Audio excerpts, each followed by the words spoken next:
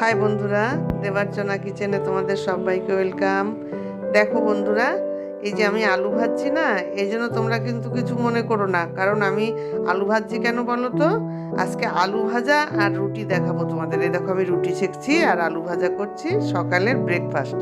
হ্যাঁ, তা এই জন্য কিন্তু তোমরা মনে করো না যে আমি একদম শুধু আলু ভাজা রুটি তোমাদের রোজ রোজ দেখাবো না, তা না।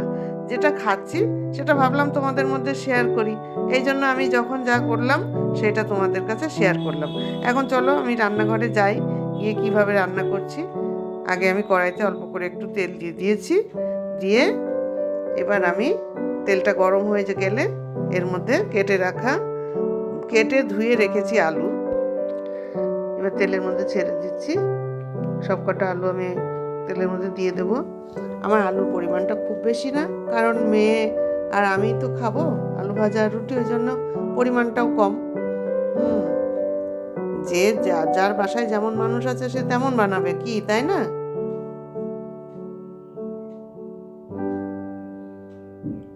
আলুর মধ্যে দুটো লঙ্কা কুচি করে দিয়েছি, দিয়ে ভাজা ভাজা করছি।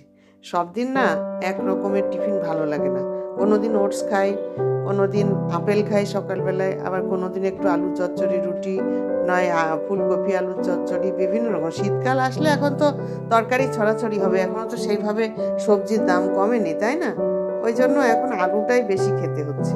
কি করব, কিছু তো করার নেই, সবার একই অবস্থা, তাই না? আমার শুধু নয়, সবারই।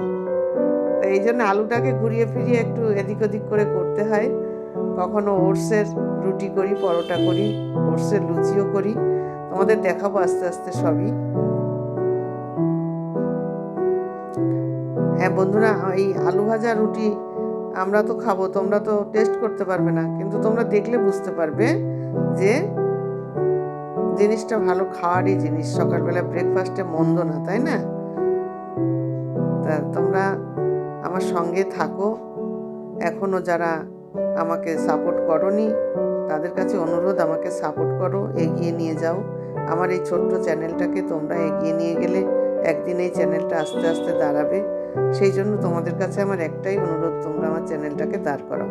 এবার দিয়ে দিচ্ছি আমি পরিমাণ মতো একটু লবণ। যেসব বন্ধুরা দেখছো তোমরা যদি সবাই আমাকে একটু সাবস্ক্রাইব করো, তাহলে তো সাবস্ক্রাইবটা আমার একটু বেড়ে যায়, তাই না? তাহলে তোমরা আমাকে একটু সাবস্ক্রাইব করে দাও আর বেল আইকনটা বাজিয়ে দাও। বেশি বেশি করে তোমার বন্ধুদের কাছে, আত্মীয় স্বজনের কাছে একটু শেয়ার করে দাও। হ্যাঁ, তাহলে তো রান্নার ভিডিওটা বড় হতে পারে না? আরে কি আছে, সবাই তো আমরা বন্ধুর মতো, একে অপরের দিকে এগিয়ে আসলে এইভাবেই তো মানুষ দাঁড়াতে পারে।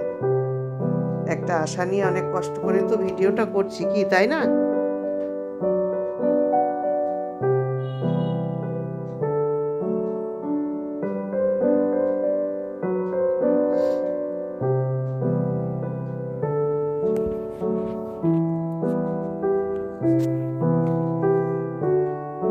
আলুগুলো লাল লাল ফ্রাই হয়ে এসছে।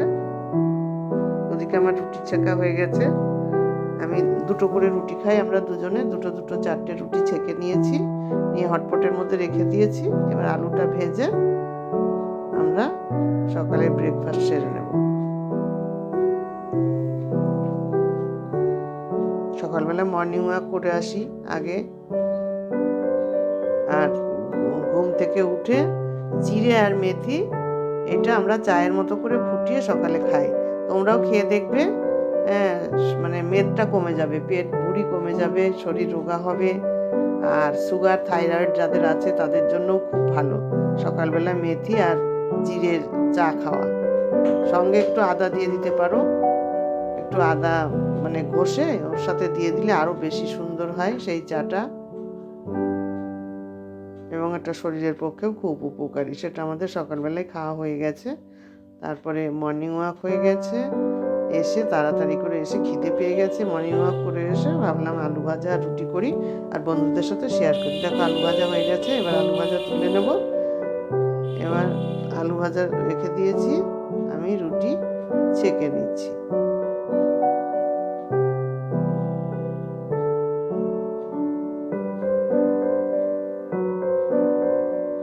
আমি রুটি বেশি মোটা করি না আর খুব একটা বড় করি না, ছোট ছোট পাতলা পাতলা রুটি করি।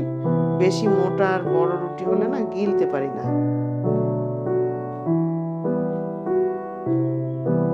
দেখতেই পাচ্ছ কত সুন্দর ফুলেছে। এভাবে রুটিগুলো সব আমি ছেঁকে নিয়েছি। এখন এই দেখো দিয়ে দিয়েছি, মেয়ের জন্য রেডি। হ্যাঁ, কেমন দেখলে? ভালো লাগলে? কি আর আলু ভাজা আর রুটি, তাই না? যাই হোক, এটার জন্যই তোমরা লাইক শেয়ার কমেন্টস করো। ভালো থেকো, সুস্থ থেকো। টাটা।